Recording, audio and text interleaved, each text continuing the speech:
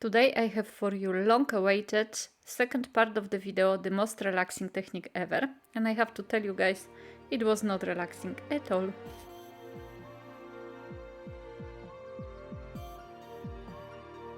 Hi everyone, it's Marquet here, Lemon Creation, and today, as I mentioned, I have the second part of the video, which I've been waiting for a long time to do, but I was kind of intimidated because the first part of this video actually got over 500,000 views, so it was very hard for me to start the second part of the video, but it's gonna be video about bubbles.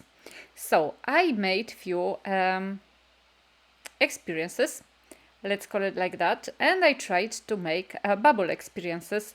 So as you can see, I am using for this first experience a watercolor paper from Fumui, which is a cotton watercolor paper, and I'm using I used two sprays to color the page. I dry them well, then I use the bubble soap solution from the toy of my son.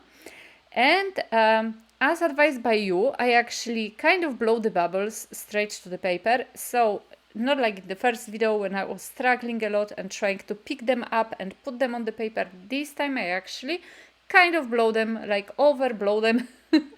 And so they kind of fall on the paper, which is a very good technique.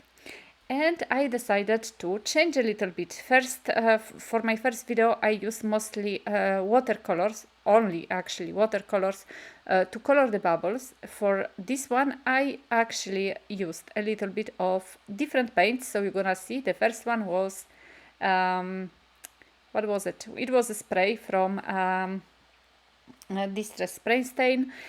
And I used also Lindy's to color the page. And now I'm taking another different paper. This one is also water pad, so it's like watercolor paper. Again, the same two sprays to make the background, because I wanted to have a background and then a different color of the bubbles.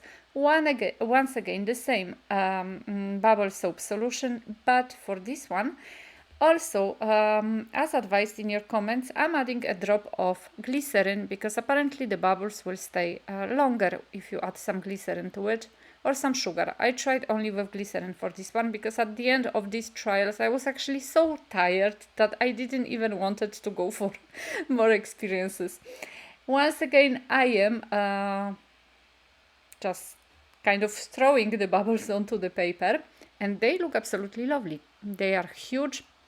They are nice, they are staying in the middle of the paper like I want. Okay, here I have some paint running, because of course the paints I put on the background, they are water reactive, so of course if you add water solution like the bubble solution, they're gonna react with it. And then I'm adding a little bit of China ink. This one is a China ink, so I wanted, to have this contrast, the kind of yellowish background plus the red one here. The photos are beautiful, as always, but the end result was not. And for the third trial, I'm using mixed media paper, and this one is actually a very cheap mixed media paper I found in my local shop. For those of you who live in Europe, you probably know Action or Action. I don't know how it's pronounced differently in different countries, so that's where I found it. Once again, I am adding the solution already with glycerin. I'm kind of struggling here, as you can see. But the whole idea is to just blow. I didn't want to put my head on, in the camera, but you just blow the bubbles and then put them on the paper perfectly. That worked perfectly. The problem starts when you add paint. I add with the brush. Try to put paint somewhere else. Just don't dip the brush inside the bottle or the spray bottle, because like that you may waste your paint. So I put it in the small container on the side, and I dip the brush in it, and then I put, on top of the bubbles. And here you can actually see in mixed media paper, it's quite smooth. It doesn't have the texture like the watercolor paper, even though those two watercolor papers I used, they were not very textured, a little bit, but not very. And so you straight see how much that reacts with water, because this mixed media paper, I'm not sure if all mixed media papers are gonna behave like that, but this particular one, it actually takes the paint quite easily, and it soaks it up straight away. You can see the bubbles are disappearing really quickly. So I'm adding a little bit more, but straight away you can see actually the effect that gives the, you know, the shape of the bubbles which stays on the paper. The paper got quite wet. So I was a little afraid here that it's not gonna work, that the paper will get too wet, but when I experiment, I'll go to the to the far end of things, and I'm trying my best to experiment as much as I can to see the effects. So as I mentioned, I'm not sure if every mixed media paper will behave the same, and I know that not every single bubble solution is the same. I think it will probably depend on the countries. Also, I think the air will change things slightly. If it's warm, the bubbles will behave differently than if it's not warm or windy maybe. I did it here with the window closed because it's autumn here. And here you go, guys. That's the effect of my very first trial for this video. That's the effect of my very second trial. So on those two watercolor papers, I didn't get any effect, and I left them dry, air dry. So, you know, I don't really get what's happened here, because in my first video, which you will find a link underneath this video and somewhere here in the, you know, on the screen, you will see that actually I work on the watercolor paper, and it worked quite nicely. The bubbles worked quite nicely, but in this trial I got good effect only on the mixed media paper. So here we go. Asking myself questions. What's the story here?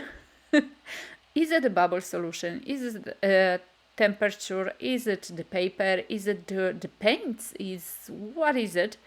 But obviously, just to let you know, with bubbles, you will never know unless you are a bubble expert, which I'm not.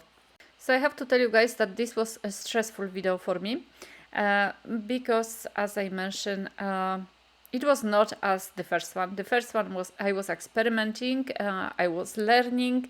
I haven't tried it before. I was kind of enjoying making my bubbles, adding the colors, and at the end I actually came up with almost every single page was good, and majority of them were done on the watercolor paper, and the only one I think which was not good, if I remember, it was the mixed media paper one, which was too soaked and it just didn't work.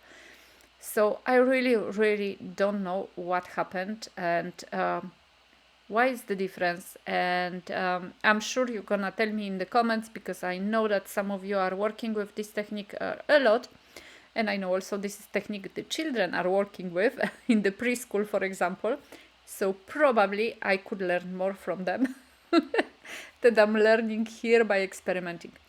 So I decided to use the paper I actually was happy, or the most happy with, and I'm stamping away. As you can see, I, you know, somewhere halfway of the stamping part, I decided that I'm gonna do some kind of like, well, it kind of spoke to me like this is a meteorite who is entering the Earth atmosphere and is just, you know, going crazy, separating and, you know, taking on the flames.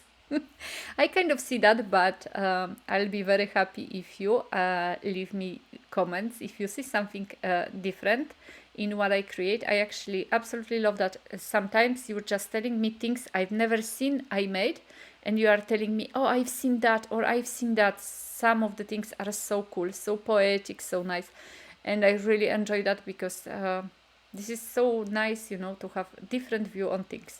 And I appreciate that so much, and I love reading your comments. So here we go, stamping, a little bit of rubbing, and at the end I decided to add those two die cuts. They are coming both from Fantasy Dies. I don't know, I think they still exist. It's a Russian company. I bought them years ago and I love them. So I'm adding them because I just wanted to add some focal point, but not too much, because I want to stay with this, you know, kind of meteorite, you know, view of things. So I hope you like this video. Thank you so very much for staying here with me, for you know, bearing with me when I'm making my bubbles. Okay, that's my last touch. That it's been quite a while since I didn't use my micro beads, so I'm adding a little bit of micro beads, still in this theme of the meteorite. And as I mentioned, thank you so very much for staying here, for subscribing, for commenting. Please visit my shop. I am actually closing down the physical part of it, and so your support means a lot. I would like to sell out all of my physical products as soon as possible. And as always, I'm wishing you a beautiful, beautiful, beautiful day, sending you big hugs, and see you soon in my next video. Bye bye.